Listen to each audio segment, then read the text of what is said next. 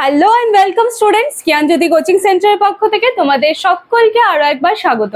আমি ইয়াসমিন, আমি তোমাদের ইউনিভার্সিটির আন্ডারে এডুকেশন সাবজেক্টটি নিয়েই তোমাদেরকে পড়ানোর গাইড করার চেষ্টা করছি এবং তোমাদের এবছরে তোমাদের সেকেন্ড সেমিস্টারে যে সমস্ত সিলেবাস তোমাদেরকে প্রোভাইড করা হয়েছে সেই সিলেবাসগুলোর মানে প্রত্যেকটি যে টপিকগুলো রয়েছে সেগুলোকে যতটা সহজ ভাষায় সম্ভব হয় সেই চেষ্টা নিয়েই কিন্তু আমি প্রত্যেক দিন আমার এই ভিডিওসগুলো তোমাদের সামনে নিয়ে আসার চেষ্টা করি এবং আশা রাখছি যে তোমরা যারা ক্যামেরার ওপাশ থেকে প্রত্যেকদিন আমাদের সাথে যুক্ত হয়ে রয়েছো ভিডিওস এর মাধ্যমে তোমরাও কিন্তু ততটা সহজভাবে সুন্দরভাবে জিনিসগুলো কিন্তু অ্যাকসেপ্ট করছো।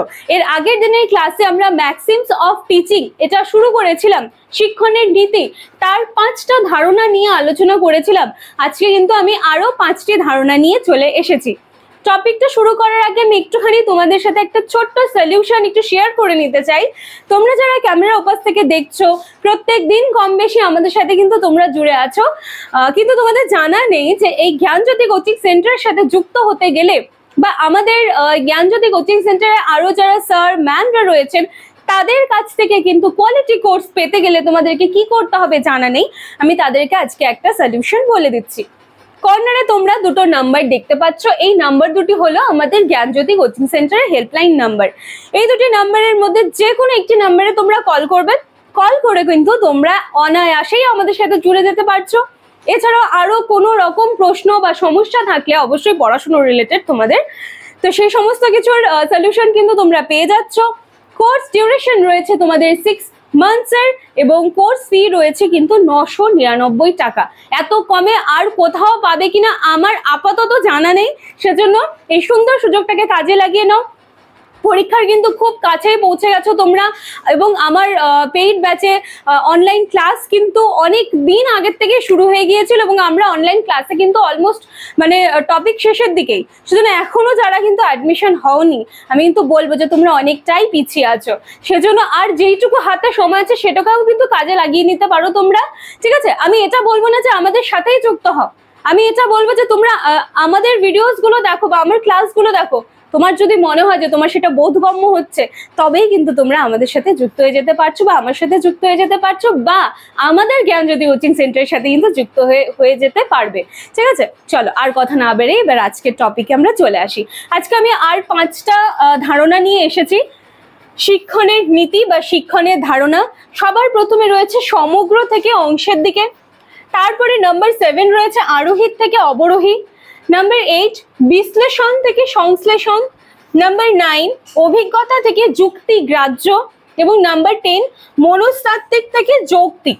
দেখো সবার প্রথমে যেটা রয়েছে সমগ্র থেকে অংশের দিকে, তার মানে কি? সমগ্র মানে হচ্ছে একটা ওভারঅল ব্যাপার, ঠিক আছে, পুরোটা। আর অংশ মানে কি? ছোট ছোট পার্টে পার্টে করে দেওয়া থাকবে।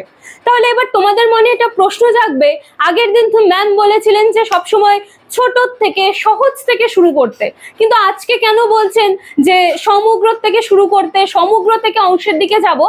এই জন্যই বলছি, দেখো যখন কোনো একটা টপিক বা কোনো একটা মনে করো যে তোমার বইয়ের একটা অধ্যায়, ঠিক আছে, তুমি যখন সেটা পুরোটা পড়ছো, তোমার যখন সেই ব্যাপারে ওভারঅল নলেজটা থাকছে তখন কিন্তু সেখান থেকে যে বাকি অংশগুলো আছে সেগুলো জানতে কিন্তু তোমার আরো সুবিধা হবে। মনে করো তোমাকে একটা অধ্যায় দিয়ে দেওয়া হলো এবং তোমাকে সমগ্রটা পড়ানোই হয়নি, পুরো টেক্সটটা পড়ানোই হয়নি, সেখান থেকে আমি এক একটা অংশ ধরে ধরে তোমাকে শুধু পড়াচ্ছি, তোমার কিন্তু কনসেপ্টটা ক্লিয়ার হবে না। হয়তো তুমি তোতা পাখির মতো মুখস্থ করে ফেলবে কিন্তু তোমার সেই ব্যাপারে কনসেপ্টটা ক্লিয়ার হবে না। সেজন্য বলা হচ্ছে যে সমগ্র থেকে অংশের দিকে কিন্তু আমাদেরকে যেতে হবে। এরপরে রয়েছে আমাদের আরোহী থেকে অবরোহী। চলো এখানে আমি একটু বইয়ের ভাষা দিয়ে শুরু করব, তারপর আমি সেটাকে আবার বোঝাবো। এখানে বলা হয়েছে যে কোনো বিষয়বস্তু বা বিবৃতি কোনো নির্দিষ্ট ক্ষেত্রে সত্য না অসত্য সেটা আরোহী পদ্ধতিতে বা আরোহী পদ্ধতি দ্বারা কিন্তু প্রমাণ করা যায়। তারপরে বলা হয়েছে যিনি টিচার থাকবেন তিনি নির্দিষ্ট কোনো ঘটনা, উদাহরণ, অভিজ্ঞতা দিয়ে শিক্ষাক্ষেত্রে শিক্ষণীয় বিষয়বস্তুগুলিকে তুলে ধরবেন।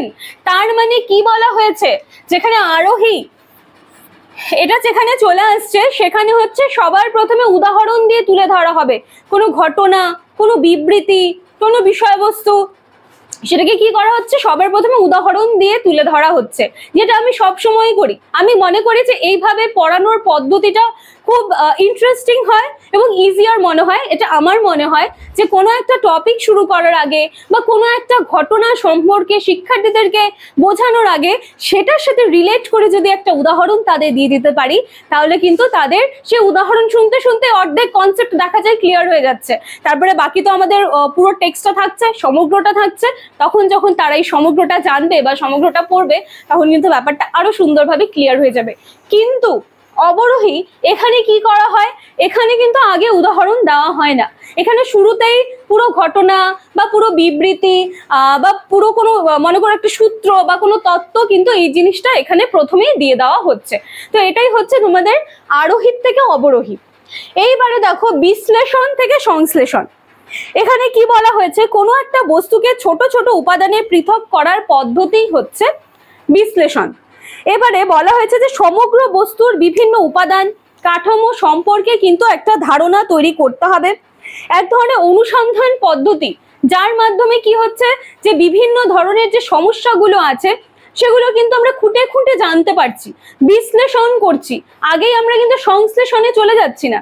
প্রথমে কোনো একটা ম্যাটার বলো বা কোনো একটা টপিক বলো, সেটাকে নিয়ে তার একেবারে মানে অনুসন্ধান করে পড়ছি, বা বলি না একেবারে তোমাদের খুঁটে খুঁটে পড়তে হবে। তো সেই ব্যাপারটাই, ওটাই হচ্ছে তোমাদের বিশ্লেষণ। বিশ্লেষণ থেকে আমাদের সংশ্লেষণে যেতে হবে। এরপরে রয়েছে অভিজ্ঞতার থেকে যুক্তিগ্রাহ্য। তার মানে তোমার পূর্বে কোনো কিছু বা ঘটনা সম্পর্কে অভিজ্ঞতা হয়েছে বা কোনো অধ্যায় সম্পর্কে তুমি পূর্ব থেকেই জানো, ঠিক আছে? এইরকম যখন ব্যাপারগুলো আসছে, সেই অভিজ্ঞতাগুলোকে কিন্তু যাচাই করা হয়। কিসের মাধ্যমে যাচাই করা হয়? যুক্তি দিয়ে যাচাই করা হয়। অভিজ্ঞতা যদি যুক্তির সাথে একেবারে মানে কি বলবো, খাপে খাপে মিলে যাচ্ছে ব্যাপারটা, তখন কিন্তু সেই অভিজ্ঞতা থেকে যুক্তিগ্রাহ্যে আমরা যাচ্ছি। কখনোই আগেই আমরা যুক্তি দিয়ে দিচ্ছি না। প্রথমে আমরা আমাদের কাছে যে অভিজ্ঞতাটা আছে বা টিচাররা যেই চ্যাপ্টার পড়াচ্ছেন বা যাই পড়াচ্ছেন, সে ব্যাপারে পূর্ব অভিজ্ঞতাটা প্রথমে রাখছেন। তারপর সেই ব্যাপারটা স্টুডেন্টরা শুনছে, শোনার পরে তারা তাদের লজিক দিয়ে ভাবছে যে আচ্ছা স্যার বা ম্যাম যেটা পড়ালেন সেটা আমরা এবার আমাদের লজিক দিয়ে ভাবি। তো যদি তাদের সেই অভিজ্ঞতার সাথে যুক্তিগ্রাহ্যতা মিলে যাচ্ছে, তখনই কিন্তু ব্যাপারটা আরো ইজি হয়ে যায়। এরপরে মনস্তাত্ত্বিক থেকে যৌক্তিক। দেখো মনস্তাত্ত্বিক থেকে যৌক্তিক, এখানেও এই ব্যাপারটা কিন্তু কিছুটা চলে আসে, পুরোটা আসে না, কিছুটা চলে আসে। মনস্তাত্ত্বিক যে ব্যাপারটা বলা হয়েছে, সেখানে শিশুকে কেন্দ্র করে কিন্তু শিক্ষার যে ব্যাপারটা, সেই ব্যাপারটা কিন্তু আবার চলে আসে। একজন স্টুডেন্ট বা একজন শিক্ষার্থী বা একজন শিশুর যে কোন বিষয়ে আগ্রহ, কোন বিষয়ে রুচি রয়েছে, সে কোন কোন বিষয়গুলোকে আয়ত্ত করতে চায়, এই সমস্ত কিছুর কথাই কিন্তু এই ক্ষেত্রে রাখা হয়েছে। শিশুর দিকে দৃষ্টি রেখেই কিন্তু নির্দেশনামূলক যে উদ্দেশ্যগুলি, সেটা কিন্তু তৈরি করা হচ্ছে। তো এটা হচ্ছে তোমাদের মনস্তাত্ত্বিক চলে আসলো। এরপরে যেটা মনস্তাত্ত্বিক থেকে যৌক্তিক হচ্ছে, এবার মনস্তাত্ত্বিকের দিকে লক্ষ্য রেখে কি পড়ানো হয় সেটা কিন্তু নির্ধারণ করা হলেও কি হচ্ছে যে অবশ্যই সেখানে যুক্তি থাকতে হবে। দেখো এবার শিশু বা বাচ্চা বলো, স্টুডেন্ট বলো, তাদের কিন্তু নানান বিষয় ইন্টারেস্ট এখনকার দিনে, কিন্তু সেখান থেকে কিন্তু যুক্তিটা খুঁজে বার করতে হবে যে আমি যে একটা পড়াচ্ছি বা একটা পাঠ নির্দেশন করব বা নির্দেশনা তৈরি করব বা পাঠ নির্দেশনা রয়েছে, সেটা কিন্তু আমাকে আগে যুক্তিগ্রাহ্য হতে হবে। ঠিক আছে, এই ব্যাপারটাই হলো মনস্তাত্ত্বিক থেকে কি আছে, যৌক্তিক। তাহলে আজকে শিক্ষণের নীতিটা কিন্তু আমরা কমপ্লিট করে ফেললাম। আগের দিনে আমি 5টা নীতি আলোচনা করেছিলাম, আজকে বাকি 5টা নীতি আলোচনা করে দিলাম। তো আজকের ক্লাস এইটুকুই থাকছে। আজকে যারা এই ভিডিও পর্যন্ত পৌঁছবে, আমি তাদেরকে বলবো কাইন্ডলি তোমরা আগের দিনের ভিডিওটা একটু দেখে এসো। তাহলে কি হবে, তোমরা সমগ্রটা জানবে। সমগ্রটা জানলেই তখন আস্তে আস্তে অংশগুলো ইজি হয়ে যাবে। দেখো এই যেখানে আমি লিখেছি সমগ্র থেকে অংশের দিকে।